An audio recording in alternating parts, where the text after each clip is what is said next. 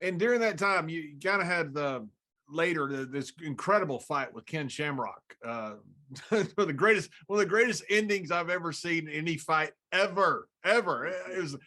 I've watched that thing. I bet 10 or 15 times. You basically you catch Ken with a heck of a punch, and then as you go down, I thought Ken looks out as he's falling, and somehow he hooks your ankle, and you won't tap. It just that's not the toughest two people on the planet, I don't know what is. That was incredible. Did you have in mind during that time that one day you're going to eventually end up fighting Ken Shamrock? Was there a rivalry there because of the Severn connection or anything personal, or was it just a matter of you were two tough guys and two of the best fighters in the world, and you knew you'd end up fighting? No, all of those, all of the above. I mean, I was pissed at him because he had beat Dan Severn. And Dan was my boyhood hero, my buddy, and he beat Dan and rather quickly too. And I wanted to see if Shamrock really was who he was made out to be, and he was. I mean, he's so damn strong. Have y'all ever work out with him? Yes. Yeah. Is that the most strongest freaking guy you ever seen in your life? Yeah. It's amazing. Mr. Brisco knows very well Danny Hodge, from Oklahoma, legendary strength. Yeah. I always thought Ken was like that. Ken had that strength of his hands. It's just when you feel him, you know that something's different about this guy when you're out there with Shamrock.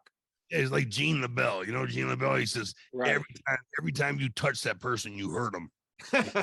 Right. That's it. He'd crush you when he shook your hand. He'd, laugh and slap your shoulder, knock it out of place.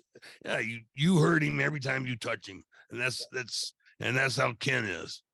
Just an amazing athlete. With the Shamrock fight, neither one of us won that fight, but the crowd won, When I told John we were getting you there, I mean, he talked me about that Shamrock fight for 45 minutes before he let me off the phone.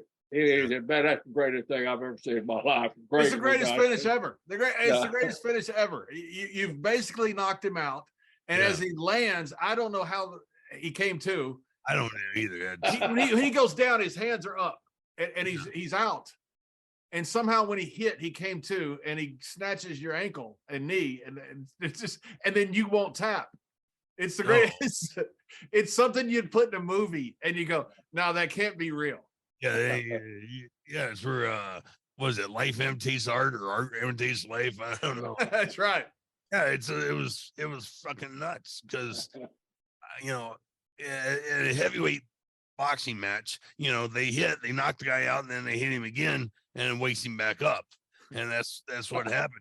Shamrock went boom, and then all of a sudden he just sits right back up, and I'm like, holy crime, man, what the hell?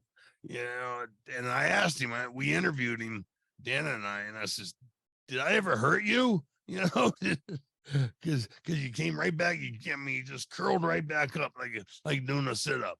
And I was like, the Undertaker setup. Yeah. He's out, boom. It was like, holy balls. How bad was your ankle or knee hurt when he caught you? He hairline fracture on both my ankles. Yeah. Both of them, yeah. And it hurt. And you wouldn't tap. No. That's how the fight ended. For those that didn't see it, that's how the fight ended. Well, I had him in the same lock, and I was cranking on his damn ankle. I'll guarantee you. And I don't know how the hell he didn't tap either.